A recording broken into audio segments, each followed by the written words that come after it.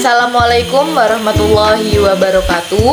Kami dari kelompok 3 dengan mata kuliah Manajemen Belanja Daerah dengan dosen pengampu Bapak Faiz Jamil MAK, dan kami dengan anggota kelompok Ahmad Ersan, Anissa Aprilia, dan saya sendiri Anissa Rahmawati. Di sini kami akan menjelaskan tentang pengantar penyusunan anggaran belanja. Yang pertama yaitu adalah pengertian anggaran. Anggaran merupakan pengembangan dari suatu rencana jangka pendek yang mencakup perbandingan kinerja aktual untuk melakukan tindakan korektif guna mencapai sasaran rencana. Dengan demikian, dari gambaran tersebut dapat diketahui betapa pentingnya peranan anggaran dalam melaksanakan fungsinya sebagai alat perencana dan pengendalian. Kemudian ada tujuan anggaran, yaitu tujuan penyusunan anggaran adalah untuk menentukan suatu cara yang paling menguntungkan, yaitu usaha-usaha yang bisa diarahkan pada pencapaian tujuan objektif yang telah ditetapkan. Kemudian membantu manajemen dalam mengendalikan jalannya kegiatan operasional. Kemudian menyatakan harapan organisasi secara jelas dan formal, sehingga bisa memberikan arah terhadap apa yang hendak dicapai manajemen. Selanjutnya adalah mengkomunikasikan harapan manajemen kepada pihak-pihak terkait, sehingga anggaran dimengerti, didukung, dan dilaksanakan. Kemudian menyediakan rencana secara terperinci mengenai aktivitas dengan maksud mengurangi ketidakpastian dan memberikan pengarahan yang jelas bagi individu dan kelompok dalam upaya mencapai tujuan. Kemudian ada mengkoordinasikan cara yang akan ditempuh dalam rangka memaksimalkan sumber daya.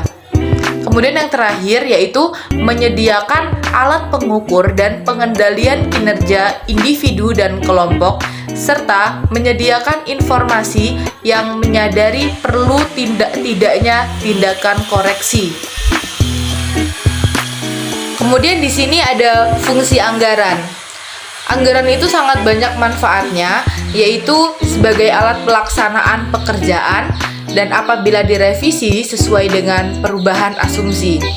Adapun manfaat anggaran sebagai perencanaan terpadu, yaitu pedoman pelaksanaan kerja, alat pengkoordinasian kerja, alat pengendalian kerja, dan alat evaluasi organisasi.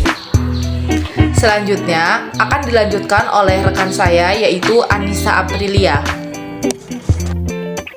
Saya Anissa Aprilia. Di sini saya akan menjelaskan tentang pendekatan dan penyusunan anggaran.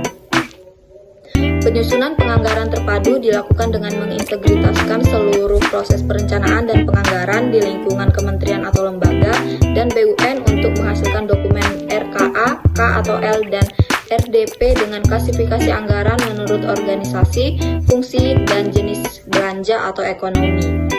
Integritasi atau keterpaduan proses perencanaan dan penganggaran dimaksud agar tidak terjadi duplikasi dalam penyediaan dana untuk kementerian atau lembaga dan BUMN baik yang bersifat investasi maupun untuk keperluan biaya operasional. Berikutnya yaitu pendekatan penganggaran berbasis kinerja atau PBK. PBK merupakan suatu pendekatan dalam sistem penganggaran yang memperhatikan keterkaitan antara pendanaan dan kinerja yang diharapkan, serta memperhatikan efisiensi dalam pencapaian kinerja tersebut. Landasan konseptual yang mendasari PBK yang pertama yaitu mengalokasikan anggaran berorientasi pada kinerja, output, dan outcome. Yang kedua, menunjukkan keterkaitan antara pendanaan dengan kinerja yang akan dicapai. Yang ketiga, meningkatkan fleksibilitas dan akuntabilitas unit dalam melaksanakan tugas dan pengelolaan anggaran. PBK menggunakan instrumen yang pertama yaitu indikator kinerja, yang kedua standar biaya, dan yang ketiga yaitu evaluasi biaya. Selanjutnya yaitu pendekatan kerangka pengeluaran jangka menengah atau KPJM. KPJM adalah pendekatan penyusunan anggaran berdasarkan kebijakan dengan pengambilan keputusan yang menimbulkan implikasi anggaran dalam jangka waktu lebih dari 1 tahun anggaran. Sekian Sekian yang dapat saya jelaskan. Saya Mat Ersen akan melanjutkan presentasi pengawasan dalam laporan pemeriksaan keuangan daerah Performance Based Budgeting atau PBB. Performance Based Budgeting, penganggaran berbasis kinerja, adalah sistem penganggaran yang berorientasi pada output organisasi dan berkaitan dengan erat dengan visi, misi, dan rencana strategis organisasi. Ciri utama performance based budgeting adalah anggaran yang disusun dengan memperhatikan keterkaitan antara pendanaan, input, dan hasil yang diharapkan, outcomes, sehingga dapat memberikan informasi tentang efektivitas dan efisiensi kegiatan.